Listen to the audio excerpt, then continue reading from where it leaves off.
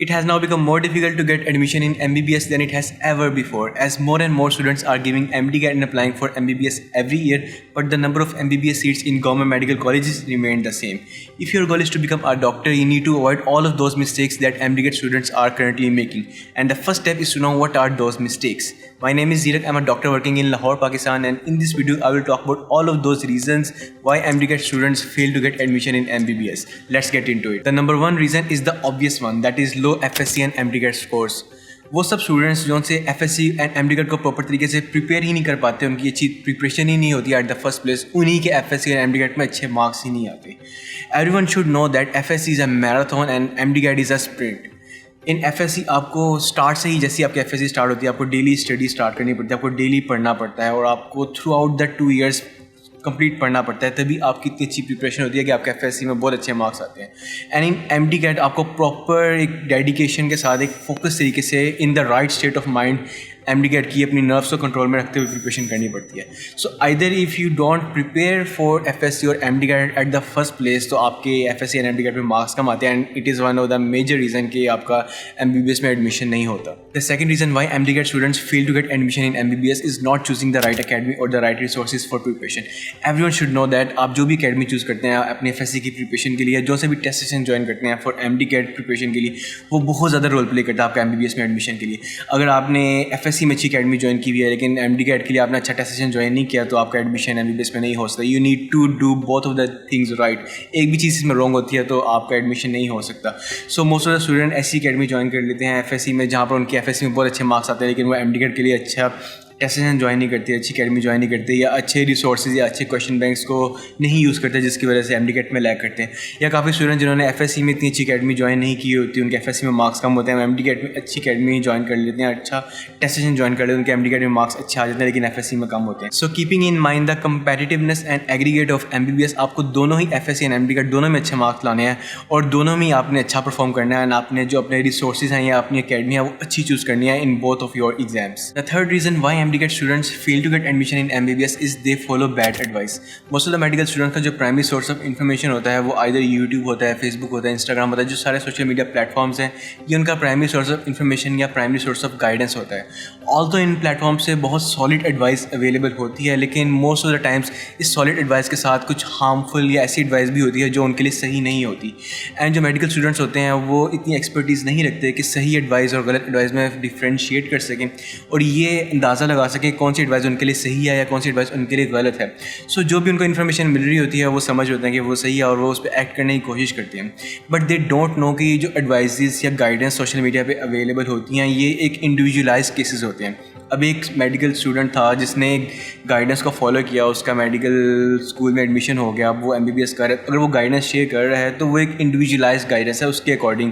یہ سب پہ اپلائی نہیں ہو سکتی. It is not a trend, it is just an individual case. So جو بھی میڈیکل اسٹوڈنٹس ہیں وہ اس طرح کی گائیڈنس کو جب دیکھتے ہیں وہ کہتے ہیں ہاں یہ ہمارے لیے صحیح ہے, ہم اس کو اب فالو کرتے ہیں تو ہم بھی ایڈمیشن لے سکتے ہیں, لیکن ایسا نہیں ہوتا. ہر انسان کی پریپریشن, ہر انسان کا مائنڈ, ہر انسان کی انٹیلیجنس ڈفرینٹ ہوتی ہے. What works for one student may not work for you. So you need to understand this. ایک ایم ڈی کیٹ اسٹوڈنٹ کی سرٹن لیول کی پریپریشن کو مائنڈ میں رکھتے ہوئے اگر ایک ایڈوائس اس کے لیے ہیلپ فل ہے تو ضروری نہیں ہے وہی ایڈوائس آپ کے لیے بھی ہیلپ فل ہو, جبکہ آپ کی پریپریشن کا لیول اس سے ڈفرینٹ ہے. So you need to find some one who understands the over all trend, اور اوور آل ٹرینڈ کو سمجھتے ہوئے آپ کے انڈیویجول کیس کے اکارڈنگ آپ کو صحیح ایڈوائس کر سکے جو آپ کے لیے واقعی ہیلپ فل ہو, نہ کہ وہ ایک جنرلائز ایڈوائس کرے جو کہ کچھ اسپیسیفک لوگوں کے لیے ہیلپ فل ہوگی لیکن میجورٹی آف دا پیپل کے لیے وہ ہیلپ فل نہیں ہوگی. اسی 90% of the M D CAT student do اس کے وہ سوشل میڈیا پلیٹفارمس پہ جتنی بھی گائیڈنس ہے, جتنی بھی انفارمیشن اویلیبل ہے وہ سب اکوائر کر لیتے ہیں, لیکن دے فیل ٹو میک اے ڈیسیژن کہ اس میں سے کون سی ایڈوائس ان کے لیے ہیلپ فل ہے یا کون سی اسپیسیفک ایڈوائس ان کو خود فالو کرنی چاہیے یا ان کے انڈیویجول کیس میں ان کے لیے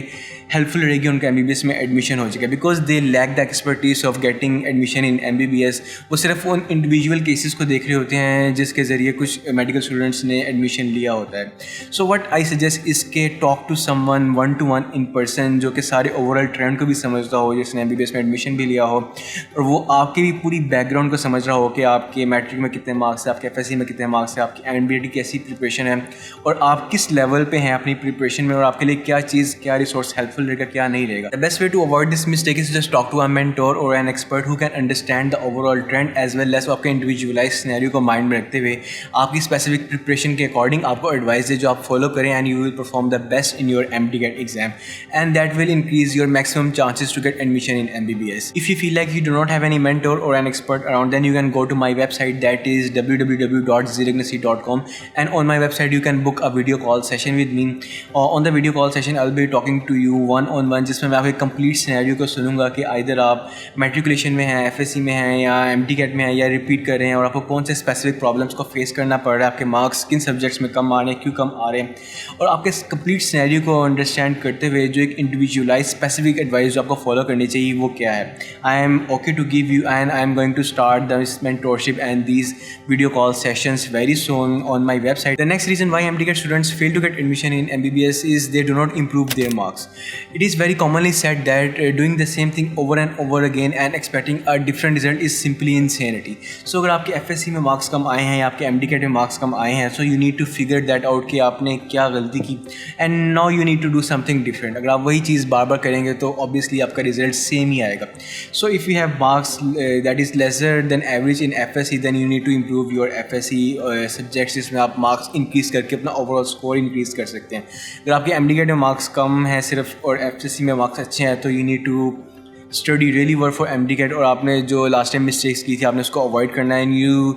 try to not do the same mistake again so that the result will be different. The fifth reason, which is an important one, why MD-GAT students fail to get admission in MBBS is improper time management in the gap year. Most of the students جن کا MD-GAT first time میں clear نہیں ہوتا اور وہ کہتے ہیں کہ ہم نیکسٹ ایئر دوبارہ MD-GAT دیں گے, ریپیٹ کریں گے, اور وہ پورا گیپ ایئر لیتے ہیں. اس پورے گیپ ایئر میں وہ ٹائم کو پراپر طریقے سے یوٹیلائز نہیں کرتے. سب سے پہلے تو وہ اپنی اسٹڈیز کو بہت زیادہ ڈیلے کر دیتے ہیں, ریزیوم کرنا وہ 5-6 months اسٹڈی کرتے ہی نہیں ہیں, اور جب نیکسٹ ایئر کا MD-GAT آ جاتا ہے 3-4 months رہتے ہیں تب وہ اکیڈمی جوائن کرتے ہیں اور اپنی تیاری اسٹارٹ کرتے ہیں, وچ از کمپلیٹلی رانگ. اور اس کی وجہ یہ ہوتی ہے کہ وہ سلیبس سے بور ہو گئے ہوتے ہیں. جنہوں نے ایون دوسری دفعہ وہ ریپیٹ کر رہے ہوتے ہیں, ان کو تو وہ سلیبس پڑھنے کا بالکل دل نہیں کر رہا ہوتا, ان کا انٹرسٹ لوز ہو گیا ہوتا ہے, دے گیٹ ڈی موٹیویٹیڈ. لیکن یو نیڈ ٹو انڈرسٹینڈ اس کے جب تک آپ کا MD-GAT کلیئر نہیں ہوتا آپ نے اسی سلیبس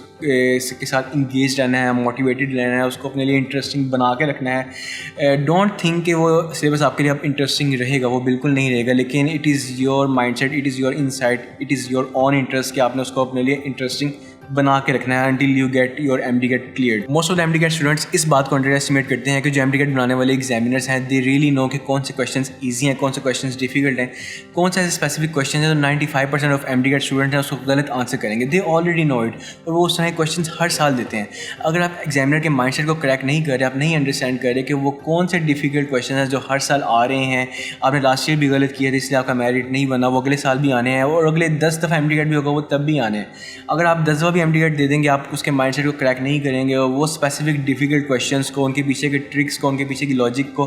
کریک نہیں کریں گے, تو آپ جتنی مرضی دفعہ MD-GAT دے دیں آپ ایگزام نہیں کلیئر کر پائیں گے. The only way you will clear the exam is کہ جب آپ 190+ اسکور کریں گے, اور وہ آپ تبھی کر سکتے ہیں جب وہ ڈیفیکلٹ جو